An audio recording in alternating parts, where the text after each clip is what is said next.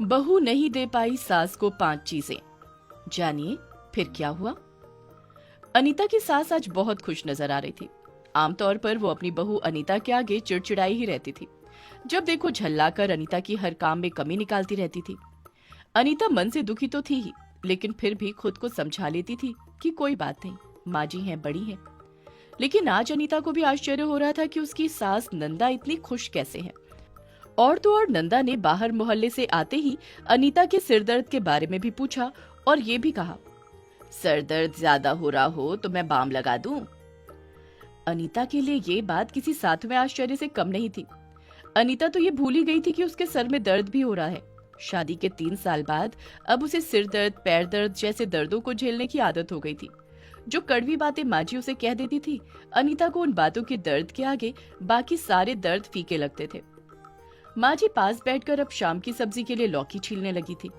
इतने सालों में अनीता को एक बात का एहसास हो गया था कि जब भी माँ जी को अनीता से कोई काम निकलवाना होता था या फिर कोई बात मनवानी होती थी, तो वो हंसते मुस्कुराते हुए लौकी छिलने बैठ जाती थी और बातों बातों में मुद्दे की बात सरका देती थी। अनीता समझ चुकी थी कि माँ जी अब मुद्दे की बात करने जा रही हैं। सच तो ये है कि अनीता भी वो बात जानना चाहती थी जिससे मजबूर होकर माँ जी अनीता के सर दर्द में बाम लगाने को भी मजबूर हो गई। लौकी छिलते छिलते माँ जी ने बोलना शुरू किया। सब्जी खरीदने जा रही थी तो सक्सेना की पत्नी ने बुला लिया। अच्छा, क्या कह रही थी? पूछो मत भैया, क्या ठाट पाठ है। बहू क्या आई, उसका तो भाग्य ही पलट गया। महारानी हो गई है, महारानी। माँ जी अक्सर सक्सेना की बीवी की बात करके अनीता को ताना मारती थी। कहने को वो सक्सेना की बात कर रही होती थी, लेकिन निशाना अनीता पर ही रहता था। खुद पसंद करके लाई थी भैया, बने भी क्यों ना महारानी। अरे ये महारानी तो क्या है, जो हम महारानी विक्टोरिया होते। पंकज का रिश्ता आया था, कानपुर वाला। गहनों से लादने को कह रहे थे।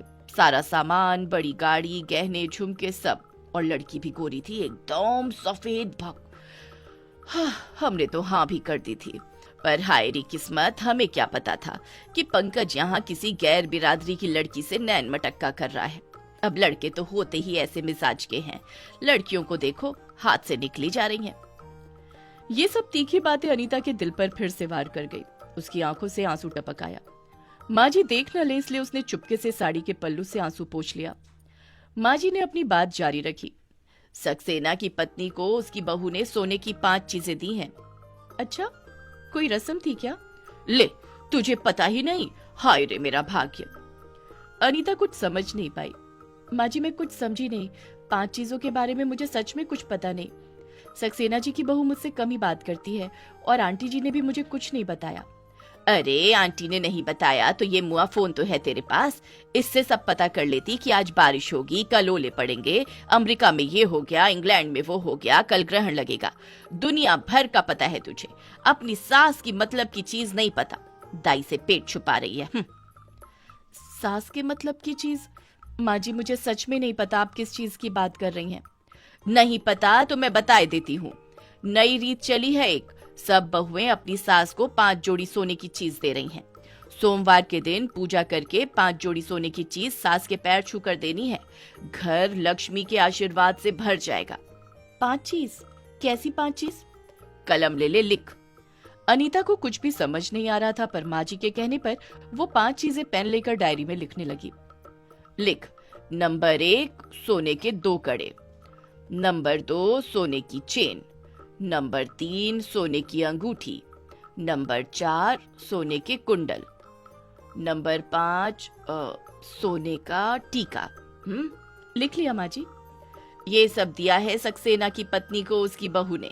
और 1 हफ्ते बाद क्या हुआ पता है? क्या हुआ माँ जी? उसके पोते का एडमिशन नंबर 1 स्कूल में हो गया, वरना तो बेटे ने सारी सिफारिशें लगा ली थी और बेटे का प्रमोशन हो गया सो अलग। अच्छा, ये तो खुशी की बात है। अब किस किस की खुशी की बात सुनाऊं तुझे। चंदा की बहू ने 5 चीज दी, 3 दिन के अंदर प्लॉट निकल गया। गली नंबर 3 वाली की बहू ने 5 चीज दी, उसकी गांव की जमीन हवाई अड्डे में आ गई, करोड़ों मिलेंगे। अनीता अब भी समझ नहीं पा रही थी कि माँ ये सब उसे क्यों बता रही हैं। चलो ये तो अच्छी बात है माँ जी, अब मैं दाल बना लेती हूँ। ये कहते हुए अनीता ने डायरी एक तरफ रखते हुए उठना चाहा। माँ जी ये देखकर आग बबूला होने लगी। हाय रे मेरी किस्मत और फूटी हुई तेरी किस्मत। दुनिया की बहू सास को 5 चीज देकर अपना भी भाग्य खोल रही हैं और अपनी सास का भी। राम राम राम, पर मेरी बहू ऐसी कि अपनी सास का भी खून चलाएगी और अपने भाग्य को तो खुद ही ताला मार कर बैठेगी। अनीता हड़बड़ा गई। वो ये समझ ही नहीं पा रही थी कि माँ जी क्या बात कर रही हैं। अब क्या बात कर रही है माँ जी, मुझे तो कुछ समझ नहीं आ रहा। कह ये रही हूँ कि अपनी सास को तू भी 5 चीजें दे दे और अपने दिन कुछ ठीक कर ले। 5 सोने की चीज माँ जी, ये तो लाखों रुपए की आएंगी। खरीदना तो दूर, मैं तो इनके बारे में सोच भी नहीं सकती।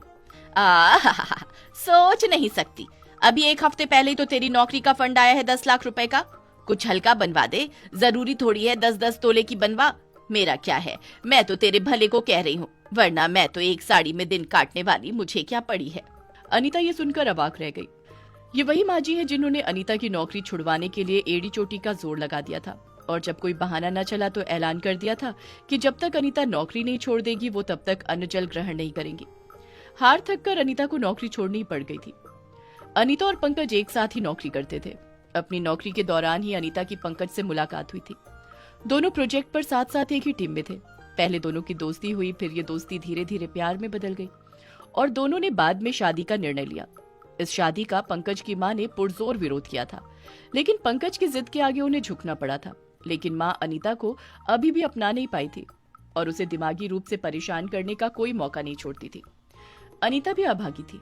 बचपन में हिमाचल बसी और बड़ी हुई तो पिताजी। अच्छी बात यह रही कि पिताजी ने उसे अच्छी तरह पढ़ा लिखा दिया था, जिससे उसकी अच्छी नौकरी लग गई थी। अनीता भी पढ़ने में बहुत होशियार थी। अनीता से छोटी उसकी 2 बहनें भी थीं जो अब कॉलेज में पढ़ रही थी। पैसों की तंगी की वजह से दोनों बहनें एक अकाउंटेंट फर्म में पार्ट टाइम नौकरी करती थी। शादी के बाद जब अनीता को नौकरी छोड़नी पड़ी तो उसका फंड कंपनी की तरफ से 10 लाख रुपए मिला था।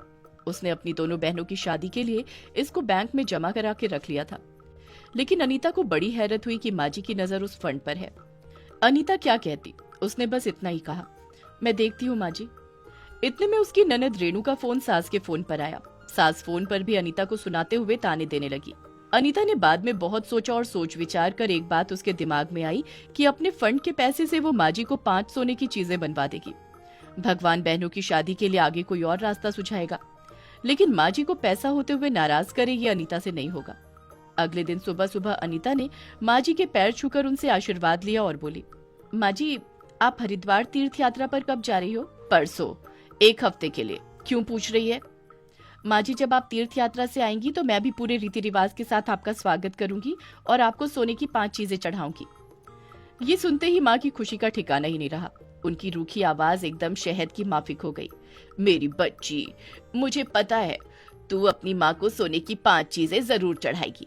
मैं जानती थी एक दिन तुझे अपनी गलतियों का एहसास जरूर होगा और तू अपने पापों का प्रायश्चित जरूर करेगी। मेरी बच्ची। माँ जी तीर्थ यात्रा पर चली गई। हरिद्वार में डुबकी लगाते हुए भी माँ जी के दिमाग में सोने की 5 चीज चल रही थी।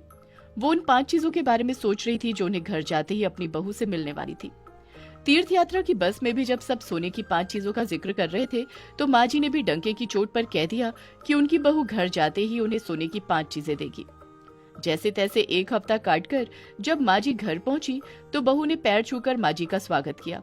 माँ जी की सोने की 5 चीजें देखने के लिए सक्सेना की पत्नी, गली नंबर 5 वाली मेहता, अग्रवाल और भी 5-6 औरतों की टोली माँ जी के साथ ही आ गई। माँ जी और पूरी टोली बस इस इंतजार में थी कि बहू अब सोने की 5 चीज देगी तब देगी, लेकिन 1 घंटा होने को आया, बहू ने सोने की 5 चीज नहीं निकाली। सक्सेना की पत्नी से अब रहा नहीं गया। अरे कहाँ है बहू सोने की 5 चीज? तेरी माँ तो गाजे बाजे के साथ हमें लेकर आ गई, यहाँ 5 तो छोड़ो, अभी तक एक भी चीज का दर्शन नहीं हुआ। बहू थोड़ी सकुचाती हुई बोली, अब माँ जी मैं आपसे कुछ अलग में कहना चाहती हूँ। ये सुनते ही माँ जी को गुस्सा आने लगा। ये सब तुझसे ज्यादा सगी है मेरी, यही बोल क्या बोलना है, कहाँ है 5 चीज? माँ जी बात यह है कि फंड का पैसा मैंने दोनों बहनों की आगे की फीस पर खर्च कर दिया, मेरे पास 5 चीज खरीदने के लिए पैसे नहीं है। अब ये सुनते ही माँ जी की सारी टोली हंसने लगी और माँ जी का चेहरा गुस्से से तमतमा गया। ले लो भैया, पूरा मजमा लगा दिया और खोदा पहाड़ निकली चुहिया। हमारा वक्त और बर्बाद किया, चलो चलो सब घर चलो। माँ जी तो गुस्से से तमतमा गई। रुको तुम सब, अब इस घर से ये जाएगी, चल निकल इस घर से, उन्हीं बहनों के पास रह जिनका तू खर्चा उठा रही है। इतना कहकर माँ जी ने अनीता का हाथ पकड़ लिया और उसे बाहर की तरफ धक्का देने लगी। सारी टोली आपस में फुसफुसाने लगी। सही कह रही है नंदा, बहू ने सबके सामने नाक कटवा दी और एक सोने की चीज बनवा दी थी, कम से कम कहकर भी 5 चीज नहीं दी। ऐसी बहू से तो बेटा कुंवारा रह जाए। माँ जी अनीता को बाहर धक्का दे रही थी और अनीता लगातार माफी मांग रही थी। तभी सामने से अनीता की ननद रेणु आती दिखी। रेणु ने जब देखा कि माँ जी अनीता का हाथ पकड़कर बाहर धक्का दे रही हैं, तो रेणु लगभग भागती हुई वहां पहुंची और जाकर अनीता का हाथ थाम लिया। माँ जी, ये क्या कर रही हो? ये पाप ना करो माँ जी। रेणु, तू यहाँ कैसे? अरे तू नहीं जानती इस कुलच्छनी ने क्या किया है। मेरा मजाक उड़ाया है सबके सामने, मुझे नीचा दिखाया है, तुझे नहीं पता? पता तो आपको कुछ नहीं माँ जी। ये सुनते ही माँ जी की सहेलियों की टोली रेणु को देखने लगी। माँ जी भी ठिठक गई। आप लोगों को कुछ नहीं पता और आप सब अनजाने में एक देवी के साथ गलत करके पाप के भागी बन रहे हैं। देवी? हाँ देवी, देवी ही तो है मेरी भाभी, जो इतने सालों से हमारा जहर पी रही है। सब सह रही है एकदम खामोश, बिना किसी से कुछ कहे। रेणु, तुझे नहीं पता इसने सोने की 5 चीज? मुझे सब पता है माँ जी, और ये भी कि आजकल सोने की 5 चीज बहू अपनी सास को देने का रिवाज चला रही है। इसी रिवाज का पता जब मेरी सास को चला तो उन्होंने भी मुझे सोने की 5 चीजें देने को कहा। मैंने कहा मुझ पर तो पैसे नहीं है, तो उन्होंने कहा अपनी माँ और भाई से लेकर आ, और मुझे घर से निकाल दिया। रोती बिलखती जब यहाँ पहुंची तो पता चला आप तीर्थ पर गई हुई हैं। भाभी ने आपसे और भैया से कुछ भी बताने से मना किया कि आप लोग परेशान हो जाएंगे, और ना जाने कहां से लाकर सोने की 5 चीज मेरे हाथ पर थमा दी। मैंने पूछा आपके पास ये कैसे आई, तो हंसकर कह दिया शायद तुम्हारे लिए ईश्वर ने मुझे दी है। ये सब सुनकर सब लोग अवाक रह गए और माँ जी की आंखों में आंसू आ गए। मेरे पति को जब ये बात मालूम हुई तो उन्होंने अपनी माँ पर बहुत गुस्सा किया और देवी जैसी भाभी के लिए ये सोने के 5 जेवर वापस कर दिए और कहा उस देवी के मेरी तरफ से पांव पकड़ लेना, जाओ जाकर ये लौटाओ। इतना कहकर रेणु अनीता के पांव में पड़ गई। अनीता ने झट से उसे उठाकर गले लगा लिया। माँ जी ने भी प्यार से अनीता को बाहों में ले लिया। वहां मौजूद हर इंसान की आंखों में आंसू आ गए।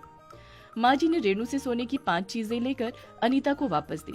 ले बेटी, मैंने सोने जैसे दिल वाली बहू पाली, इस सोने की अब मुझे कोई जरूरत नहीं। अब हो सके तो मुझे माफ कर देना।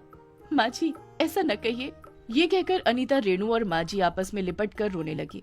वाह नंदा, तेरी बहू ने तो आज तेरी इज्जत को सूरज की तरह ऊंचा और चमकीला कर दिया है। ऐसी हीरे जैसी बहू जिस पर हो, उसे सोने की क्या जरूरत है।